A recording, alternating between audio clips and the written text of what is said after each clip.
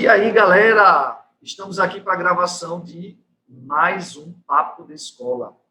E, lembrando que nós estamos na nossa primeira websérie, do qual nós estamos conversando sobre um tema muito complexo, difícil, chato, e pernóstico, que é justamente a avaliação. Todo mundo foge de discutir isso, mas a gente não, a gente bate de frente e quer discutir com você justamente alguns aspectos que já falamos nos episódios 1 e 2. Hoje é o episódio 3, tá? Porque a gente viu, falando dos aspectos das avaliações, qual a importância. No 2, a gente falou de como avaliar. E nesse 3, a gente vai falar, avaliei. E agora, o que fazer com os resultados de uma avaliação? Tá? Então, basicamente, a gente vai tentar levar para vocês algumas ideias, alguns pensamentos, insights sobre isso aí. O que é que a gente pode fazer pós-avaliação? Beleza, então, vamos embora. Tá? Não esquecendo que você pode deixar seus comentários sempre aí, quando estiver assistindo lá no YouTube, tá? Sobre dúvidas que você possa ter, sobre informações que você quer complementar. Está aberto aí para você participar à vontade aí nos comentários, tá bom? Então, vamos ver lá. Então, quem começaria a falar? Eu acho que é um tema muito complexo, que uma psicóloga poderia iniciar a sua fala, que é justamente a Lu, Então, hoje estamos todos os 5 hoje, Deu certo todo mundo participar, eu, Lu, Val, Lara, Lu, pelo Vals, Lu, Lara, Vini e Bel, tá? Então, Lu, começa aí, dando tua opinião, falando um pouquinho do que a gente faz, o que a gente pode fazer. Então, vamos lá. Eu pensei em começar falando o que eu acho que a gente, de fato, deveria fazer, não que necessariamente a gente sempre faça, mas vamos pensar, se a gente for pensar nessa lógica de que a avaliação, os objetivos da avaliação devia ser uma avaliação formativa, basicamente o que a gente devia poder fazer com essa avaliação, com esses resultados, eles deveriam nos ajudar, nos orientar, ao qual seria o nosso próximo passo. E eu acho que a gente muitas vezes ainda fica, pela forma como a avaliação acontece, pela forma às vezes como essas informações são passadas, às vezes eu sinto, e aí eu vou dizer como no papel de já de ter sido professora e também de mãe, assim, de receber também a avaliação com os meus filhos, às vezes de sentir que algumas dessas informações elas não chegam talvez com a clareza necessária para a gente saber exatamente o que fazer com esses resultados. Então, por exemplo, se tu chega lá e tu tira uma determinada nota, tu tirou 8,5, por exemplo, a gente acha, é uma nota boa, o aluno está bem, eu não preciso fazer nada, não preciso me preocupar, porque é uma nota boa, Então, muitas vezes a gente não olha, eu acho, o que eu consegui fazer e o que eu ainda não dou conta, Mesmo sendo uma nota boa, acho que isso é uma questão que a gente deveria poder, parar e olhar. Bom, o que desse 1,5 aí que eu, não consegui dar conta, o que isso significa? Que tudo foram detalhes, é um determinado conceito que eu não consegui dar conta, e aí talvez fosse interessante que eu pudesse ir atrás. Então, eu acho que a avaliação ela deveria servir muito para isso, para nos dar direções, para nos dar caminhos. Mas eu ainda acho muito difícil ver isso assim na prática. Às vezes eu vejo um processo um pouco mais complicado, assim, de às vezes as coisas não serem tão evidentes para o aluno ou mesmo para as famílias. Eu me lembrei de uma época que eu fazia um curso online para adolescentes e não era uma atividade extraclasse, eu não tinha uma obrigação, de dar uma nota para aqueles alunos, mas eu queria ter uma certa sistemática de avaliação até para eu poder acompanhar um pouco o trabalho deles e para que eles também pudessem, acompanhar.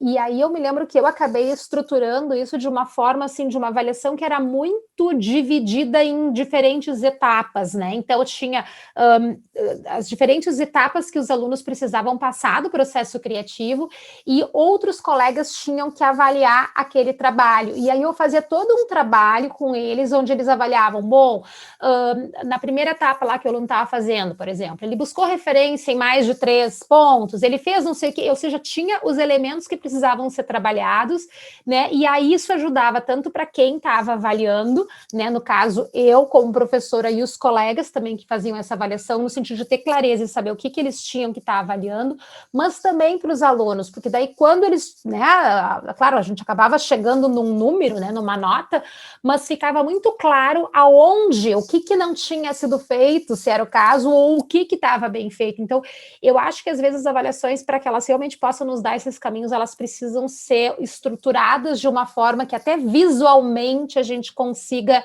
entender, né, aonde que estão os buracos, vamos dizer assim, onde é que estão os desafios, onde é que estão os pontos que precisam ser aprimorados, assim. Um pouco isso que eu fiquei pensando nesse momento. Lu, então, o que você passou para a gente foi justamente a questão da dificuldade de interpretar os resultados. E que é importante para que o aluno ele participe do processo, porque aí talvez ele aceite melhor ou entenda melhor o resultado. Foi basicamente isso, né? Acho que sim, e estruturar esse resultado também de uma forma, eu até vejo assim muito visualmente, assim, que não seja simplesmente uma nota. Ah, tá, é 10, é 8, é 7, é 5, é 2, né? Às vezes, assim, quando a gente consegue entender, eu tô nesse momento pensando muito numa coisa visual mesmo, sabe? Quase como se tu colocasse assim, ou por etapas, ou por habilidades, ou por, enfim, coisas que tu consiga de fato, né, ver algo ali, e aquela nota, ela não é representada só num somatório, só de uma forma numérica, mas a expressão daquela avaliação também te ajuda, né, a te direcionar melhor os caminhos que tu tem que seguir. Isso é um pouco o que eu vejo, assim, e como mãe eu também percebo que nos momentos em que eu recebi avaliações dos meus filhos, em que essas avaliações eram feitas dessa forma, também para mim me ajudava melhor a conseguir entender, né, que tipo de ajuda que eventualmente eles precisavam. Massa. Vini quer contribuir aí, ó, com a fala da Lu e o ponto de vista dele. Fala aí, Vini. A Lu falou sobre essa questão de estar mais claro, né, para quem está recebendo a avaliação. A primeira coisa que eu me lembro é quando a gente recebe exame de sangue. Você recebe o exame, que é uma avaliação. Claramente, uma avaliação é uma foto, né? Uma foto sobre um momento do seu corpo, que te dá um monte de dados, né? Só que quem de fato consegue ler aquilo, né? E aí você abre o exame de sangue e você fala, você tem que ter um conhecimento para fazer aquilo, porque aquilo é para ser visto pelo médico. Claro, é para ser visto pelo médico, pelo um profissional que entende, a gente entende essa parte. Mas o quão rico pode ser a leitura daquilo, né? Porque muitas vezes o médico lê aquilo assim, passando o olho, né? Ou ele tem comparando dentro de padrões, né? Quais eram os padrões, né? Então, eu, por exemplo, tenho algumas questões metabólicas, mas minhas células são um pouco menores, né? Então, parece que às vezes eu tô com uma anemia constante, mas é porque eu estou fora, talvez, do padrão estabelecido do método de análise, né? Então, quando a Lu falou sobre ficar mais claro, logo me veio isso, assim, né? Quantas vezes a gente quase precisa de um outro especialista para facilitar essa leitura e impede que você já comece, às vezes, a tomar algumas atitudes, né? Se um exame de sangue, por exemplo, já aponta uma anemia, e aí a sua consulta daqui a 2, 3 semanas, você já pode começar a melhorar a sua alimentação, por exemplo, né? Com mais ferro no sangue, né? Então, e entender um pouco desse processo, né? Isso já me dá uma outra ideia que eu queria falar já há 3 encontros querendo falar isso, e hoje eu vou conseguir falar isso, mas antes eu queria ouvir a Lara, porque eu sei que a Lara quer contribuir também nessa mesma ideia. Fala, Lara. Que isso, vai ficar para depois dos comerciais. Olá, pessoal, eu estou gostando muito desse debate e eu acho que se vocês não assistiram os episódios 1 e 2 dessa nossa série sobre avaliação, eu recomendo muito que vocês assistam, porque o que a gente está falando hoje tem tudo a ver com o que a gente já disse nos outros 2 episódios. Eu não cheguei a contar essa história, mas eu quero contar ela aqui, porque eu acho que tem tudo a ver com a forma como eu faço o pós-avaliação hoje. Uma vez eu dei um projeto para os alunos e eu falei, gente, na apresentação final, eu vou chamar 2 pessoas para dar feedback para vocês, 2 pessoas que são experts nesse assunto, não sei o quê. Aí, beleza, aí foram. E aí, depois, quando eu pedi, eu sempre faço isso, né, e eu sugiro que todo mundo faça também, sempre que você termina um projeto ou um conteúdo, fazer aquela avaliação de processo, não esperar até o fim do semestre, para você avaliar como está sendo a sua forma de entregar aquele conteúdo, né? E aí eu fiz a avaliação, né? Perguntei para os alunos só 2 perguntas. Uma é o que eles gostaram e a segunda o que eles melhorariam. E aí um aluno falou por que que a gente recebeu o feedback no último dia na apresentação se a gente não podia melhorar o projeto? Então, eu falei, putz, é mesmo. E a partir de então, eu sempre deixo eles melhorarem o projeto depois do feedback. E eu passei a entender como é importante a gente dar clareza do que vai ser feito com a avaliação. Então, o que eu faço muito é o seguinte, eu pedi a avaliação de processo, na aula seguinte, eu trago o que foi dito e que a gente vai alterar para o próximo projeto. Então, eu acho que é importante essa ação imediata. Para quê? Porque a pessoa que dá o feedback, ela vê que ele está sendo usado primeiro, e aí, com isso, ela se interessa mais em dar, a gente não tem que ficar correndo atrás daquele, você pode responder aqui uma perguntinha, sabe? Então, eu acho que esse tipo de feedback voluntário, ele acontece quando a gente mostra que tem interesse naquilo. E eu já mudo o que pode ser mudado para o próximo. Por exemplo, depois desse feedback que eu recebi, eu já coloquei no próximo. Gente, a data final de apresentação é dia 5, mas vocês vão poder melhorar o projeto até dia 7 e botar de novo lá na plataforma. Então, eu já incorporei o feedback assim.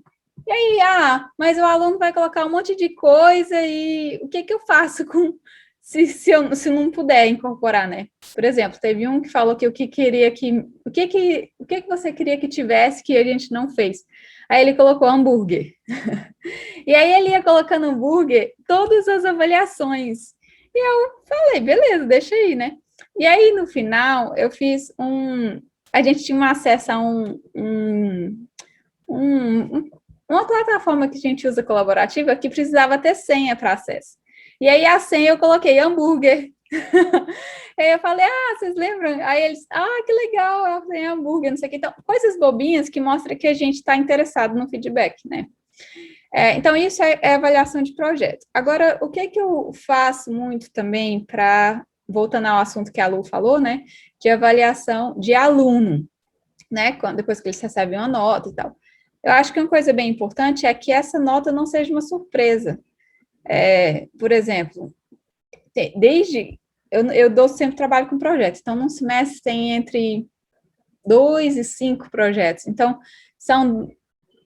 pensa aí um semestre dividido em 2 ou 5 para as notas, né? A nota é um pouco gradual, mas mesmo assim eu vou colocando alerta, tem um sistema de alerta, eu vou, olha, aluno, você faltou, olha, aluno, você perdeu isso, e aí ele vai vendo que aquilo está impactando a nota final dele. Só que eu acho que o mais importante é a gente não ficar focando na nota final, e sim no que tem que fazer para melhorar, né? Tipo assim, não para aumentar a nota, ganhar ponto, meio ponto na média, nada disso.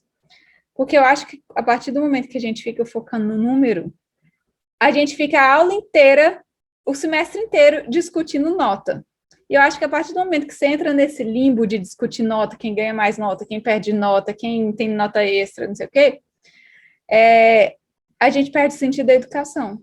Porque o aluno não está lá para aprender uma coisa que ele curte ou aprender uma coisa que ele vai fazer no vestibular, ele está lá para ganhar nota, perder nota, aumentar a décima. E eu acho que esse é um cuidado que a gente tem que ter muito. Quando o professor vê que ele está só discutindo nota dentro da sala de aula, é porque está perdendo o sentido. Eu deixaria esse alertinho. Deixar mais para o pessoal falar, depois eu volto, caso tenha alguma ideia depois da fala do Vini, que eu já estou ansiosa.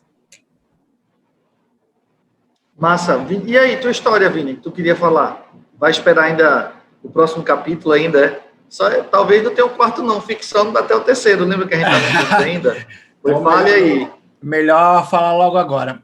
E aí, galera, é muito legal isso que a Lara traz agora, né? Que fiquei pensando aqui sobre que feedback é uma arte, né? Quase pensar nisso, né?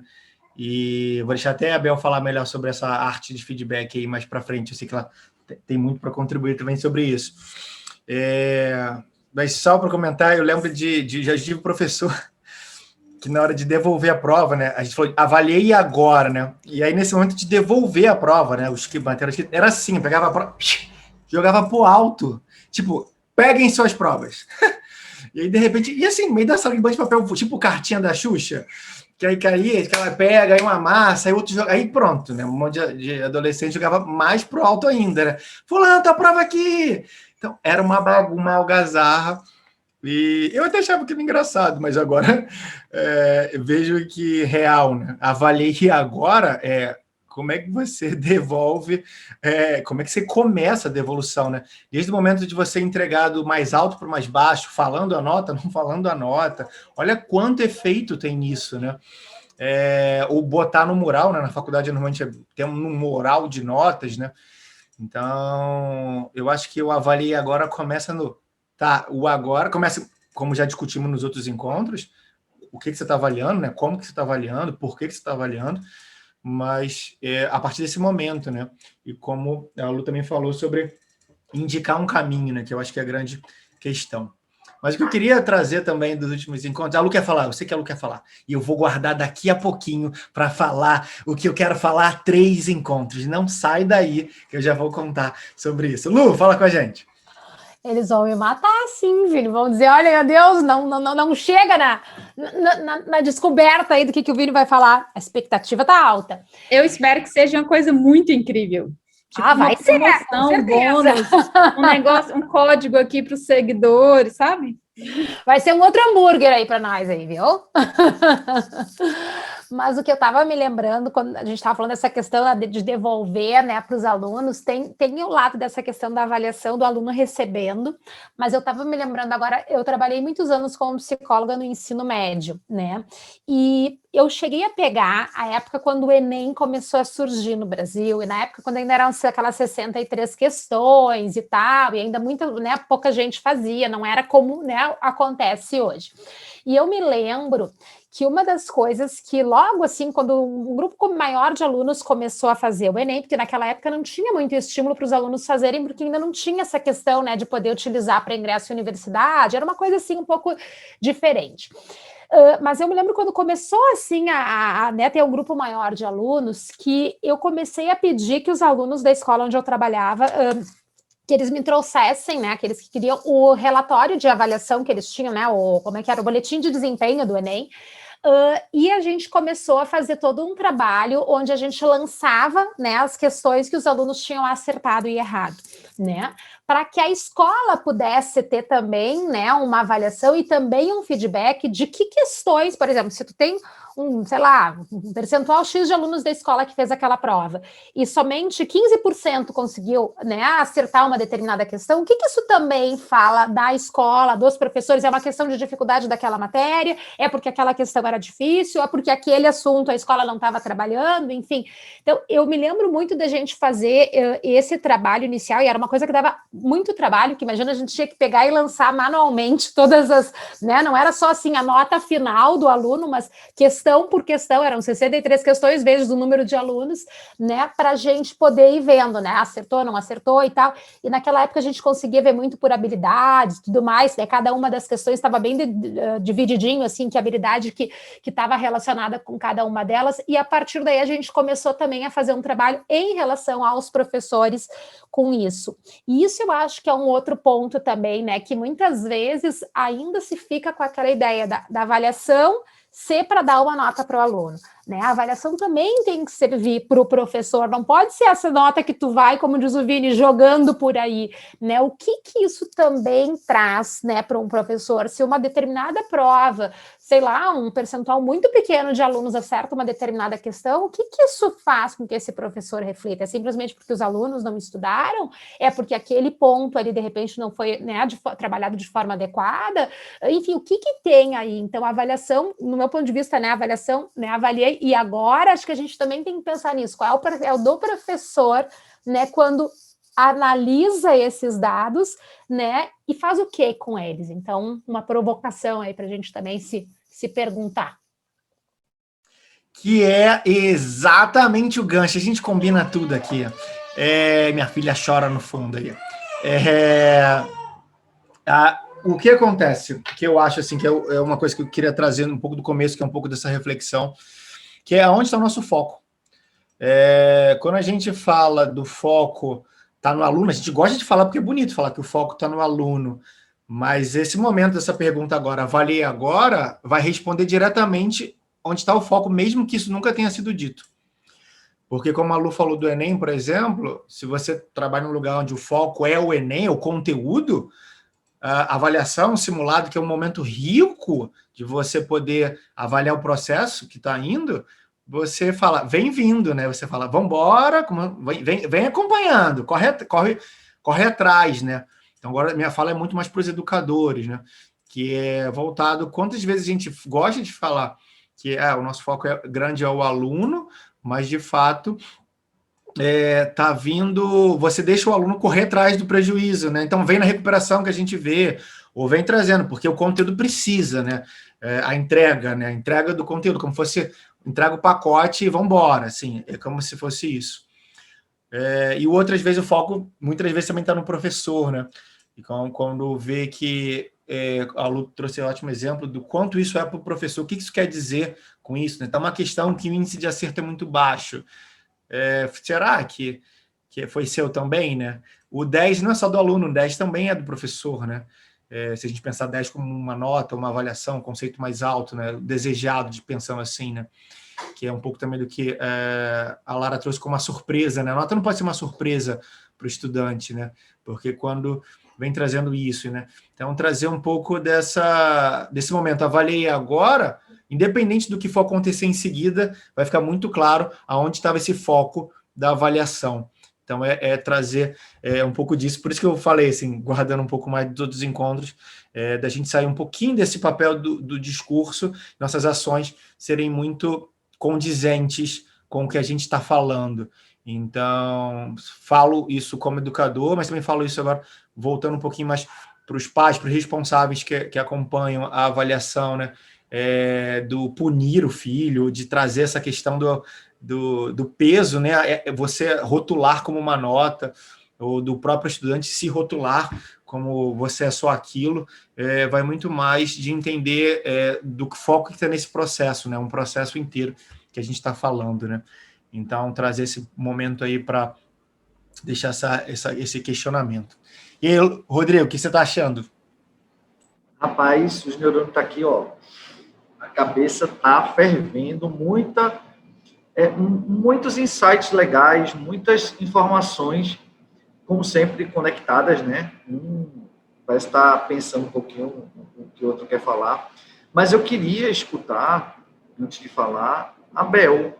A Bel está aí rindo, acompanhando a gente, mas eu queria escutar o que ela tem a dizer também sobre isso aí. Fala aí.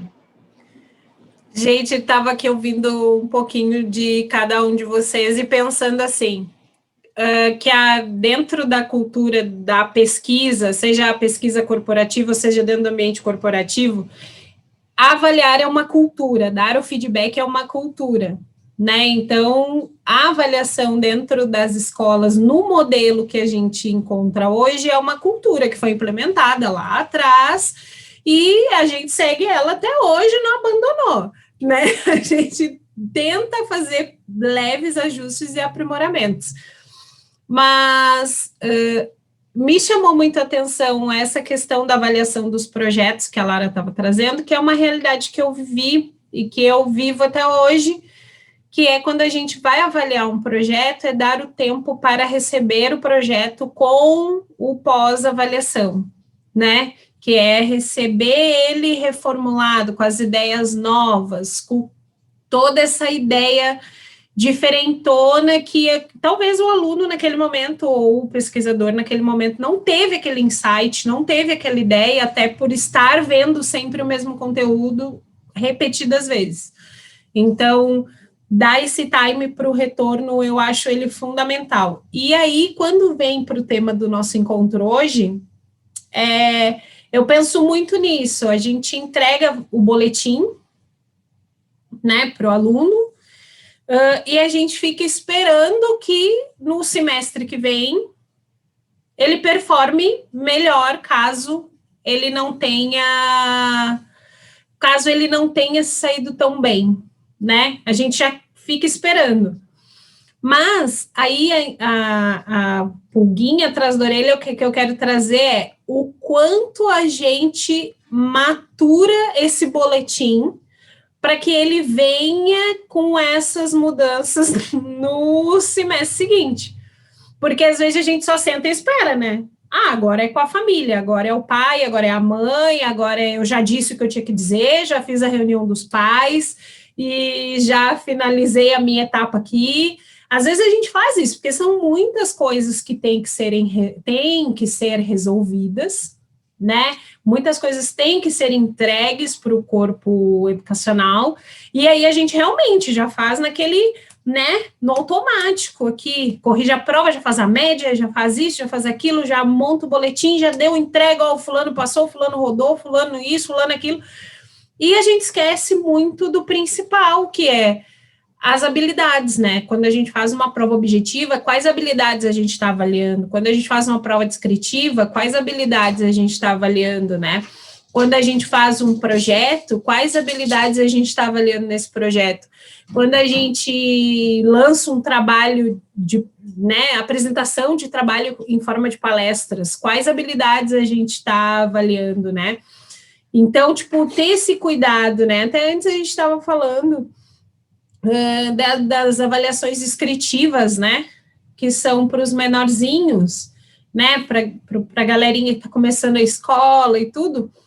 Cara, se está começando, vem uma avaliação descritiva, a gente sabe a importância do começo, né, do estar em contato com o ambiente educacional, né, e estar em contato da primeira vez você ser avaliado por alguém que você recém está tendo contato, né? Então, eu acho bacana também trazer esse cuidado e levar também essa responsabilidade para os pais, né? Do tipo, cara, você está vendo isso, você está prestando atenção, né? E aí eu reforço aquilo que a gente falou na aula anterior, né? No nosso encontro anterior, no nosso encontro anterior, que é de ter esse terceiro membro, né, o psicopedagogo, a importância dessa pessoa dentro do corpo educacional, né, a importância desse profissional que pode estar auxiliando nessas questões comportamentais, de rotina da criança, né, da turma e tudo mais. Então, quando eu penso assim, tá, avaliei agora, a gente cria uma expectativa na hora que entrega a avaliação, né, a gente cria uma expectativa em nós mesmos, quando a gente entrega, quando a gente dá um feedback, a gente espera que a criança, né, que a pessoa entregue algo. Mas e aí, como é que a gente também está se movendo para que essa força aconteça, né? Bel, eu acho essa sua fala incrível e eu vou dar uma dica aqui de uma coisa que eu já fiz, que eu achei que funcionou muito bem. E partiu de uma... Não estava no plano original do curso, partiu, a ideia que eu tive foi depois que eles apresentaram o projeto na metade do semestre. Então, os alunos de projeto final, que estão fazendo TCC, apresentaram o projeto na metade do semestre. E eu falei, nossa, tem muita coisa que está ruim, muita coisa aqui. E aí, o que eu peguei? Eu organizei essas coisas ruins em 4 categorias. E aí eu inventei o Accountability Challenge. Inventei para eles, olha, a gente vai ter um desafio nesse semestre, começando semana que vem, por 3 semanas. E o que é esse desafio? Cada aluno vai poder escolher uma das 4 áreas que eles acham que eles precisam mais. No caso, acho que cada um escolheu 2. Alguma coisa que eles acham que eles precisam melhorar mais. Então, não fui eu que impus, mas no fim eles escolheram os que eu achava que eles precisavam, basicamente. Então, assim, cada um escolheu. E aí a gente fez o desafio. O desafio era o seguinte, cada semana um aluno ia liderar o grupo. Por exemplo, tinham 4. Um era o registro do documento final. Quem estava muito ruim no registro, a gente chama de process book, né, o livro de processo. Então, quem estava muito ruim, toda semana tinha que fazer 4 páginas. E aí eles tinham que mostrar, e aí tinha uma escadinha, assim, com 4 etapas, e aí a pessoa ia subindo a escadinha até chegar no troféu, que era o final. Aí tinha outro, que era a pessoa estava muito ruim em contactar pessoas de fora para ajudar o projeto. E aí a gente chamou cada semana ela tinha que contactar 2 pessoas de fora para ajudar no projeto. O outro estava muito ruim em construir o protótipo, tipo, não tinha nada de protótipo, nada de modelo físico.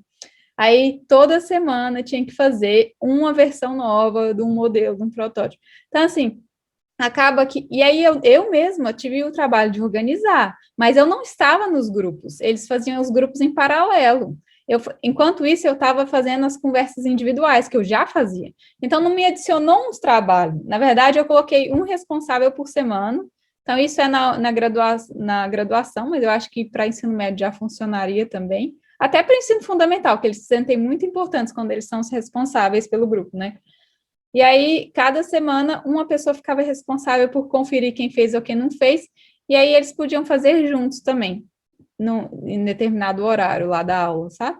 Então, isso seria uma ideia. Eu acho que o professor pode iniciar alguma coisa, assim, alguma atividade para os alunos fazerem. Então, grupos de estudo, temática, tipo assim, convidar alguém para falar sobre o assunto que está difícil, ou fazer lista de exercícios, sabe? Se for alguma coisa mais relacionada à prova mesmo, não precisa ser só de projeto. Mas eu acho que o professor pode organizar esses grupos de estudos e colocar os alunos responsáveis por cada grupo.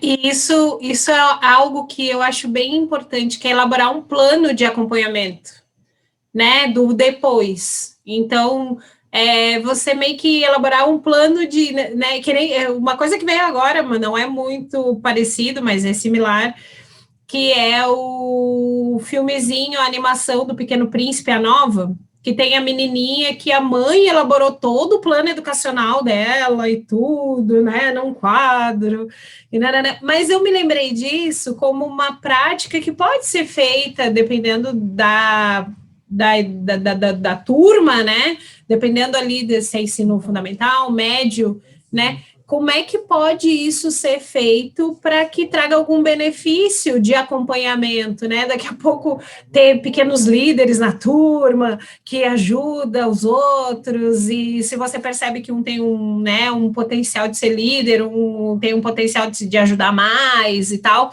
para que essa avaliação e esse processo de aprimoramento das habilidades seja contínuo, né? Que não venha só na avaliação lá, tirou 0. Mas tirou 0 porque, né? O que aconteceu e tudo mais. Eu acho que vale a pena pensar em coisas assim. Eu estava escutando a Lara fazendo esse relato e estava me lembrando de uma situação que eu acompanhei a minha filha quando ela estava no 4º ano. Né? Ou seja, ela uma criança, 10 anos de idade, né? Pequena ainda, mas eu me lembro que a professora dela fez o seguinte: aqui nos Estados Unidos existe, a partir do 3º ano, as crianças têm uma prova de final de ano, que é uma prova assim bem, né? Aquelas coisas de conteúdo do ano inteiro, uma prova bem importante assim aqui para eles e tal. E normalmente no último mês de aula, né, em maio, as crianças ficam muito, os professores trabalham muito em cima da revisão daqueles conteúdos para ajudá-los, né, a se preparar para essa prova. E na época a professora dela fez uma coisa que quando eu recebi, né, o material, eu pensei, eu vou ter que fazer um monte de coisa, agora eu tenho que sentar com a minha filha e acompanhá-la, e para mim eu me lembro que me chamou a atenção na época que o jeito como ela estruturou esse estudo foi muito fácil, de modo que as crianças tinham total autonomia do que elas tinham que fazer. Então, a professora ela criou uma planilha de Excel, era uma coisa super simples, assim, uma planilha de Excel, onde ela montava, né, assim, ela colocou todas as habilidades que iam ser trabalhadas nesta prova, e com base no desempenho que os alunos tinham tido ao longo do ano nas provas de cada um dos conteúdos, ela lançava a nota dos alunos ali e só fez aquelas coisinhas não me lembro como é que ela tinha estruturado os valores, mas tipo, abaixo de um determinado valor, aquilo ali ficava vermelhinho, né, como se fosse uma sinaleira mostrando que aquilo ali estava, né, preocupava, se não estava uma nota muito boa era verde, se estava mais ou menos era amarelo. Então, e depois do lado, então eu tinha a nota, essa cor, e depois do lado tinham os links, né? Então, o que os alunos tinham que fazer? Eles tinham que olhar como é que eles estavam, como é que estava o desempenho deles, naquelas matérias que eles viam, né? Aquelas matérias, ou naquelas habilidades, enfim, que eles viam que eles estavam ou com vermelho ou com amarelo, eles tinham a chance de simplesmente clicar naquele link, que eram aulas de reforço daquele conteúdo, né, que precisava ser trabalhado, e depois tinha também uma lista de exercícios para eles fazerem, e eles podiam fazer o exercício e lançar de novo a nota deles. Então, eles mesmos iam monitorando e vendo se eles estavam crescendo e tal ou não. E eu me lembro que aquilo me chamou a atenção, porque quando eu cheguei, né, eu cheguei e disse, bom, então tá, deixa eu entender essa tabela, onde é que minha filha tem que clicar, onde é que tem que ir. E ela, não, mãe, é super fácil, agora eu só tenho que olhar se eu tenho isso, daí eu clico aqui, clico ali. E, ou seja, né, uma criança pequena, com 10 anos de idade, tinha condições porque o material estava organizado de uma forma clara e sistemática, ela mesma tinha condições de poder usar os seus dados das suas avaliações prévias, buscar os recursos que ela precisava e fazer esse monitoramento. Né? Então, claro, essa era uma situação individual, mas é possível, né, fazer isso de uma forma coletiva, né, Lara, como tu propõe, assim, de repente fazer grupos e tudo mais, mas me lembrei dessa situação porque eu acho que fala um pouco disso, assim, né, quando a gente tem essa clareza, né, do que precisa ser feito, quando a gente organiza esse material de uma forma que fica até mesmo visualmente fácil para o aluno, ele tem mais condições de também poder usar essa avaliação realmente para o crescimento dele, assim. Então foi uma lembrança que eu tive, assim, de mãe acompanhando avaliações. Gente, estou aqui, ó, impressionado. Como é difícil avaliar e como é difícil interpretar os resultados da avaliação. Ficou bem claro, eu acho, aí na conversa da gente, que a gente tem que pensar muito em como estruturar a avaliação. Porque a partir do momento que você estrutura, que define o que você quer avaliar, aí você tem uma clareza maior na análise do resultado. Porque o que eu vejo muito? Eu vejo muito sendo gerados dados, resultados em cima daquelas avaliações dos alunos. E dados são difíceis de interpretar. Então, como o Lu deu a ideia aí, é muito mais fácil o professor dar uma interpretada naqueles dados e mastigar, passando o feedback mais direcionado para os alunos.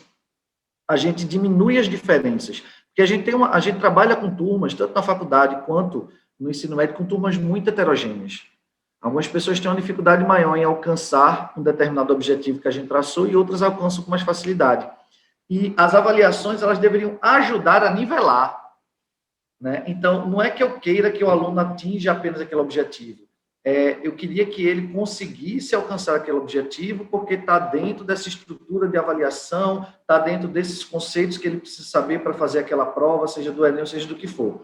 Então, pensar a avaliação é tão importante quanto fazer a avaliação, porque aplicar, todo mundo faz um teste. Todo mundo faz uma avaliação cognitiva. Agora, o que a gente quer avaliar e como a gente vai ter que coletar esses resultados para passar para os alunos, eu acho que é um ponto-chave e vocês comentaram muito sobre isso, né? De como a gente vai gerar os resultados e como avaliar esses resultados. Então, eu digo isso porque tem algumas plataformas educacionais que você faz um simulado, aparece tanta coisa. Olha, você vai comparar o seu acerto com o acerto da outra, aí gera um gráfico, o aluno aplica um gráfico na cara dele, ele diz, danou-se. E aí, o que é que eu faço com tantos dados? Então, talvez, né, organizar uma tabela, mostrando as deficiências dele, dando caminho para ele correr atrás das deficiências. Na verdade, isso é feedback. Né? Como a gente vai dar esse resultado? Como a gente vai gerar esse resultado de uma forma mais prática e simples, da forma mais prática e simples possível para que o aluno possa entender. Isso depende muito do professor. Tá? Isso depende muito do professor. Né? E a gente até, inclusive, tem um episódio que a gente fala dois pontos importantes que foram discutidos aqui hoje. Não sei se vocês estão lembrados. O aluno nota 10. É importante a gente não rotular o aluno pelo resultado da avaliação dele. As avaliações, elas não podem rotular o aluno. Dizer se o aluno é inteligente, se o aluno é mediano, se o aluno é burro. De jeito nenhum. As avaliações servem como norteador, como Lara falou, como guia, como direcionamento do que ele deve melhorar e não rotular o aluno. Então, tem que ter cuidado com isso. Tem um episódio que a gente fala sobre essa questão do peso do aluno nota 10, da busca por sempre a melhor nota. E o outro, que a gente tem também episódio, é sobre feedbacks. A importância e como fazer feedbacks de forma legal, né? E a gente aí, mastigando esse resultado, a gente dá um direcionamento melhor para o aluno, tá? Porque ele tem preguiça, muitas vezes, de analisar esses dados, todos que são gerados, porque a gente faz, geralmente, avaliações quantitativas e não qualitativas, né? Então, isso dificulta muito essa interpretação dos resultados pelo aluno. Lara quer falar alguma coisa? Fala aí, Lara. Rodrigo, eu só quero puxar um gancho rapidinho aqui no que você disse. A gente às vezes pensa, beleza, vou mudar o que eu faço na minha sala de aula, vou ter que fazer download de uma coisa, baixar um aplicativo, vou ter que aprender a mexer no Excel. E eu queria dar uma dica de uma coisa super simples que você já sabe fazer, que é reservar um tempo na sua aula para conversas individuais com o aluno depois que teve avaliação. Isso foi o primeiro passo antes de fazer os Accountability Challenges, que foram os desafios que eu falei, antes disso, quando a gente foi escolher o tema, eu tinha 4 áreas, eu conversei individual com cada aluno e perguntei se ele tinha alguma preferência, fui anotando, e aí é um momento do aluno expor qualquer outra dificuldade que você não está pensando. Então, eu acho que essas conversas individuais são bem importantes. Claro que às vezes não é a realidade da aula, né? Tipo, uma aula de 1 hora, conversar com 40 alunos é impossível. Mas às vezes você pode buscar meios de facilitar esse tipo de conversa. Mesmo no chat, mesmo no Zoom, sabe? Eu colocaria esse tipo de conversa, não só com os alunos que estão com notas baixas, mas também com os outros, com todos. Massa, Lara, realmente é importante. Às vezes, uma das dificuldades é a quantidade de alunos por sala, né? Mas talvez a gente possa fragmentar em grupos e pegar. Sempre tem jeito, sim. Só não tem jeito para a morte, né? Para todo o resto tem jeito. Então, você pode dividir em grupos. E você vai, no finalzinho daquela aula, durante, sei lá, 2, 3 semanas, dando feedback a grupos menores individualmente e consegue, dentro de 3 semanas, pegar 10 minutinhos da aula apenas e ajudar individualmente a dar uma palavrinha com cada um deles. Né? Em paralelo, enquanto os alunos estão fazendo, sei lá, uma ficha de exercício. Você pode passar uma atividade, vai chamando os alunos, né? E que se não dá tempo, divide em 2 momentos, 3 momentos, contanto que você passe esse feedback. Esse acompanhamento individual é muito importante, né? Porque você percebe até quando o aluno está com certa dificuldade, no que ele está com dificuldade, se é ansiedade, se não é, e aí você pode até encaminhar para conversar com a psicopedagoga para ela poder trabalhar melhor aquele aluno, que às vezes o problema não é de conhecimento, não é de estudo, às vezes é ansiedade, né, que deixa ele muito nervoso na hora da prova e ele acaba esquecendo, né, as coisas, errando, né, na questão do gabarito, pela ansiedade, pela pressa, isso é importante também, né? Mas alguém quer contribuir com alguma coisa ou podemos encerrar por hoje? Eu só quero dizer que eu passei muito com esse problema de ansiedade, aí é um relato da minha vida como estudante. Eu tive muito esse problema, então prestar vestibular para mim era um grande desafio, fazer grandes avaliações, concursos, sempre foi muito difícil. E eu tive uma professora de português que ela percebeu isso em mim, e ela falou, ela se dá melhor escrevendo as coisas que ela percebe. Então, as minhas avaliações para essa aluna, eu vou fazer descritiva. Isso na escola, lá no 5º ano, que é a época que era série, na 5ª série. E aí ela pegou e falou assim, não, as provas da Isabel eu vou fazer descritivo, se vocês que eu posso mudar de todo mundo, porque estava entrando o sistema de notas, antes era conceito, aí estava entrando o sistema de notas, era uma bagunça. E eu, por ansiedade, por muito medo de ser reprovada, por questões dessa, né, de querer estar aprovada, querer estar no grupo, querer ser a melhor e querer estar ali, eu sofria muito com isso, tinha crises de ânsias, de vômito, de nervosismo, por aí vai. Então, essa professora foi muito legal, porque ela resolveu minha vida dali para frente educacional, literal, assim. Então, eu chegava já no ano seguinte, eu dizia, professora, em prova objetiva, eu tenho muita ansiedade, eu não tenho foco, eu fico nervosa, eu preciso de uns 5 minutos com a prova para poder começar a responder. Aí eu já dizia para ela se ela não soubesse, então eu já chegava dizendo isso para a professora. E isso me ajudou muito, ter clareza do meu problema, me ajudou muito a alavancar todo o meu processo educacional até então, assim. Então, foi bem importante para mim. Bel, que massa. Eu acho que você já deu um tema do nosso encontro, que poderia ser discutir justamente esse impacto da ansiedade no comportamento de alunos e professores, né? Então, a gente pode até, já tem, provavelmente, um tema interessante para discutir e muito atual. Atual não, né? Não é um tema atual, é um tema antigo. Não, é um tema estourado hoje em dia. Muito antigo, e a gente era tratado, aí a Lu óbvio, pode falar muito mais sobre isso. Minha mãe, ela não optou por, na época, me dar medicamentos. Ela falou assim, não, eu tenho que achar um outro jeito dela conseguir ter foco. dela conseguir se desligar das coisas que ela gosta muito, porque eu sou muito ativa, então eu faço várias coisas ao mesmo tempo, sempre, desde sempre. Muitas atividades físicas, me envolvo com arte, gosto, muita leitura, sempre foi assim. E isso, às vezes, faz com que eu perca o foco e eu abandone, por exemplo, projetos, deixe coisas um pouquinho de lado, foque em outras coisas que estão mais pontuais naquele momento. E isso, ter essa clareza lá na quinta série, foi genial, porque até hoje, às vezes, eu bato nisso e tenho que estar retomando e tenho que estar, né? Então, lá em 1980 tem alguma coisa, que eu não vou revelar, mas lá em 1980 alguma coisa, já tinha um certo olhar, tinha alguns professores que já tinham esse cuidado aí com os alunos, né, com essas especialidades. Então, era legal.